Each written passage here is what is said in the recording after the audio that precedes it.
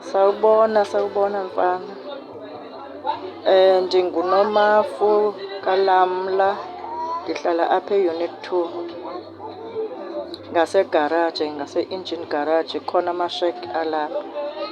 NgoLwesine, njengoba bekulusuku lokurhola kweengane, ndihambile ndaya eCheckers. Xa ndibuya eCheckers ndisothula impahla yam apha ngasegaraji, kwenzeka imisteyikhi yoba ndikhohlwe isikhwama.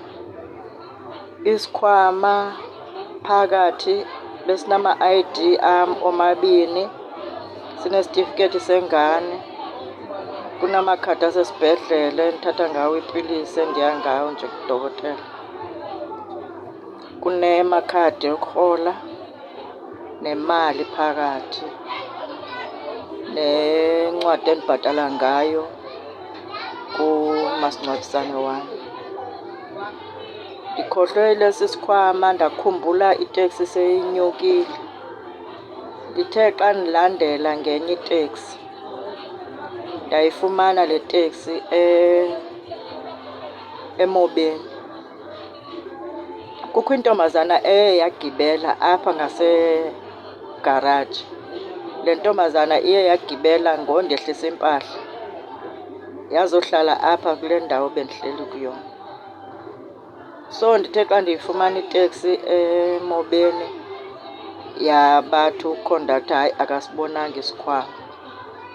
Abasibonanga nje. Intombazana le ibihlele ibigibele endaweni yam yehle khona apha emobeni. Abayazi noba yeyaseMlazi noba yeyaseLamonti, kodwa yehle phaa emobeni. Endicabanga ukuthi yiyo ke eyathatha leso sikhwama. Ndiyayicela bandla indincede. Mangase nje nasenandaba nemali, abuyise nje amadotyhumenti wam wonke, andibuyisele wona. Ndicela wena ke ndoda, ngoba ndivile ukuthi wena uyabanceda abantu ezinkingeni zabo. Ndikusendela le vidiyo nje ndicela undisize. Intombazana eyehle emobeni, cabanga ukuthi yiyo ke eyehle nesikhwama. Okoba ibuyise ke amadotyhumenti la, andisenandaba nemali.